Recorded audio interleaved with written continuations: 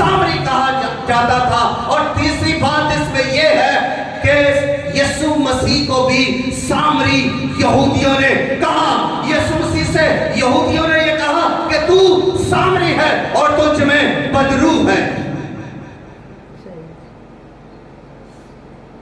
اتنا سامری کو گھرایا گیا. آج بائبل کے اندر ہم اس بات کو سیکھتے ہیں کہ نیک سامری. تو ہوا یہ کہ ایک آدمی تھا اور وہ آدمی یروشلم سے یرو کو جانے لگا. یروشلم خدا کا گھر, برکت کا گھر, خدا کا من پسند گھر, علاقہ جہاں نبی خدا نے وارد کیے, انبیاء رسول مرسلین بھیجے, اور جس جگہ پر خدا کا گھر یعنی ہیکل ہے, اس علاقہ سے یروشلم سے وہ یرو کو جانے لگا. اور جب وہ یرو کو جا رہا ہے تو یرو برکت کا علاقہ ہے, جبکہ یرو جو ہے وہ بربادی کا علاقہ ہے, لعنت کا علاقہ ہے. تو مطلب یہ ہوا کہ یہ جو شخص تھا یہ کس طرح سے چلا, یہ یرو سے یروشلم سے چل کر کس طرف جا رہا ہے, یرو کو جا رہا ہے. اور یعنی کہ وہ برکت سے لعنت کی طرف جا رہا ہے, وہ زندگی سے موت کی طرف جا رہا ہے, وہ اونچائی سے گہرائی کی طرف جا رہا ہے. اور وہ جب اس طرح جا رہا ہے عروج سے زوال کی طرف, تو ہوا یہ کہ وہ راستے میں جب جا رہا تھا اپنی سواری پر, تو ایک دم سے ڈاکو اس پر وارد ہوئے. ڈاکو نے اس کو مارا, ڈاکو نے اس کے کپڑے اتار دیے, ڈاکو نے اس کے پاس جو کچھ بھی تھا وہ چھین لیا اور اسے اس قدر مارا اور زخمی کیا کہ وہ آدھمورا ہو گیا. اور اسے پھر چھوڑ کر آگے بڑھ کے نکل کے آگے چلے گئے وہ ڈاکو.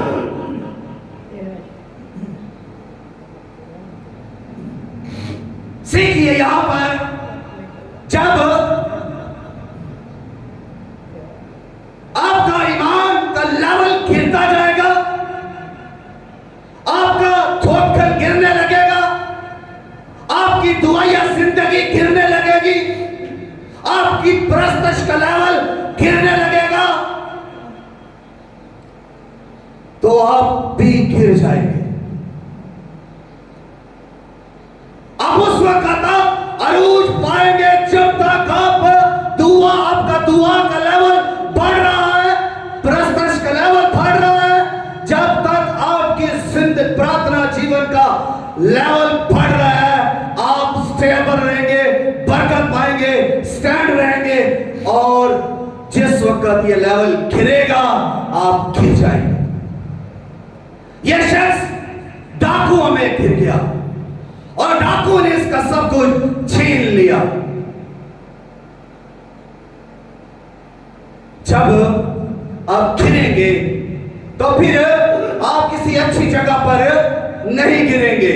جب آپ گریں گے تو پھر ڈاکوؤں میں گریں گے, جب آپ گریں گے بدروحوں میں گریں گے, جب آپ گریں گے تو گناہگاروں میں گریں گے, جب آپ گریں گے تو شرابیوں میں گریں گے, جب آپ گریں گے تو زانیوں میں گریں گے, جب آپ گریں گے تو ایسی جگہ پر گریں گے جو برائی کا اڈا ہے. کسی اچھی جگہ پر آپ کبھی بھی نہیں گریں گے, کیونکہ اچھی جگہ سے تو آپ گر گئے ہیں. وہ یرو کو جا رہا تھا اور ڈاکوؤں میں گر گیا. تو جب ڈاکوؤں میں گر گیا تو ڈاکو نے اس کا سب کچھ چھین لیا.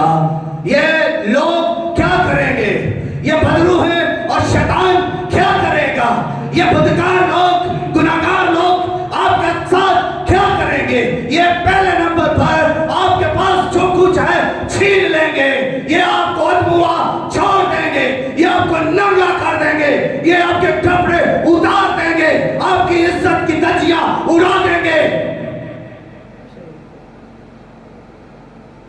ابلیس کا کام یہی ہے. کے سب کرندوں کا کام بھی یہی ہے. اس شخص کا سب کچھ لوٹ لیا.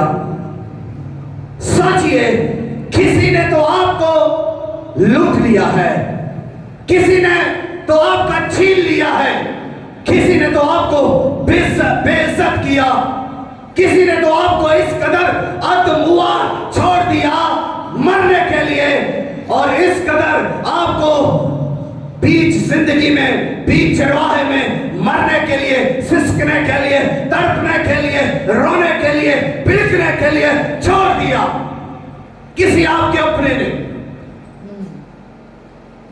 لیکن اس خدا نے کبھی آپ کا ساتھ نہیں چھوڑا. جب آپ رو رہے تھے, جب آپ چلا رہے تھے, جب آپ بے بس لاچار تھے, جب آپ کے پاس کچھ نہیں تھا اور آپ لٹ گئے تھے, تب بھی خدا نے آپ کا ساتھ نہیں چھوڑا. تب بھی خدا آپ کے ساتھ تھا اور خدا نے آپ کو تقویت دی, خدا نے آپ کو اٹھایا, خدا نے آپ کو پھر سے بحال کیا.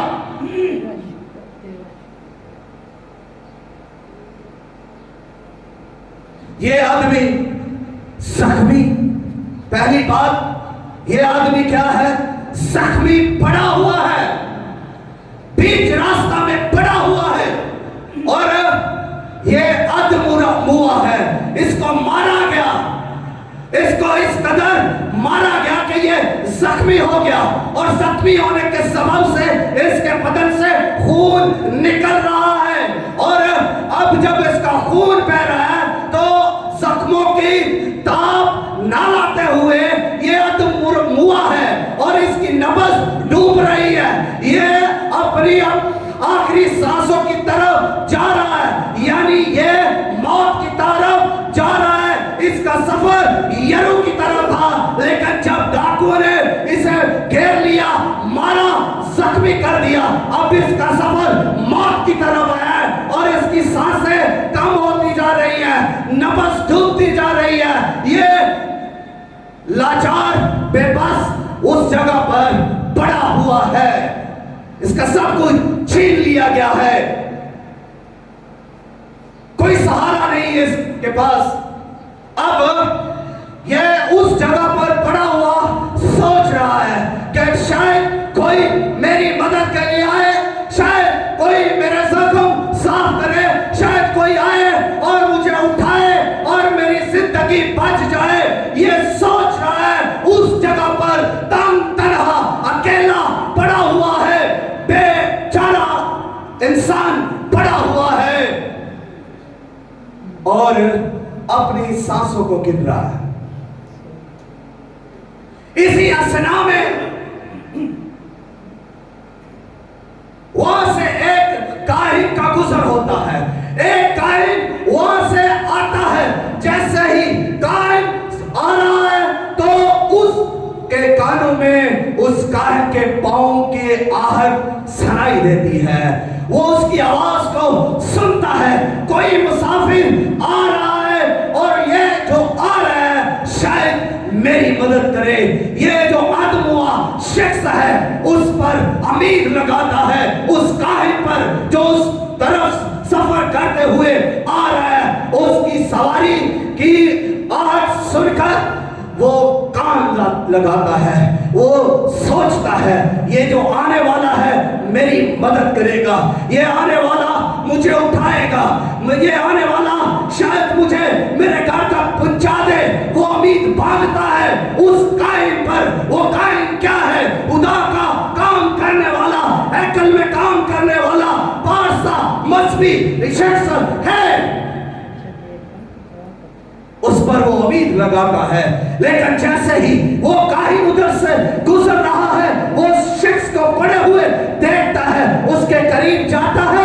کاہن اسے دیکھتا ہے کہ اس کے تو زخم جو ہے وہ لگے ہوئے ہیں, اس کا خون نکل رہا ہے, اور اس کی نبض وہ چیک کرتا ہے, اور چیک کرنے کے بعد وہ دیکھتا ہے کہ یہ تو مر رہا ہے اور اس کی سانسیں ڈوب رہی ہیں. وہ کیا کرتا ہے؟ اب دیکھیے, اسے وہاں پر چھوڑ کر کترا کر آگے چلا جاتا ہے, اپنی راہ لیتا ہے. وہ شخص پھر اسی جگہ پر پڑا ہوا ہے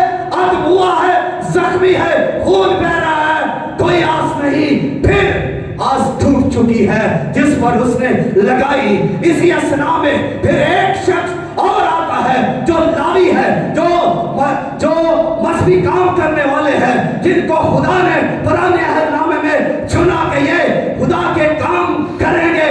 تو یہ لاوی جو ہے یہ بھی اس جگہ سفر کرتے ہوئے آ رہا ہے. جب اس کی سواری کی آواز اس تک اس کے کانوں پر پہنچتی ہے تو پھر وہ امید ایک بار پھر باندھتا ہے, پھر وہ مضبوط ہوتا ہے کہ یہ آنے والا میری مدد کرے گا. یہ جو آ رہا ہے شاید مجھے اٹھائے اور مجھے کسی اچھی جگہ پر پہنچائے جہاں میری زندگی بچ جائے.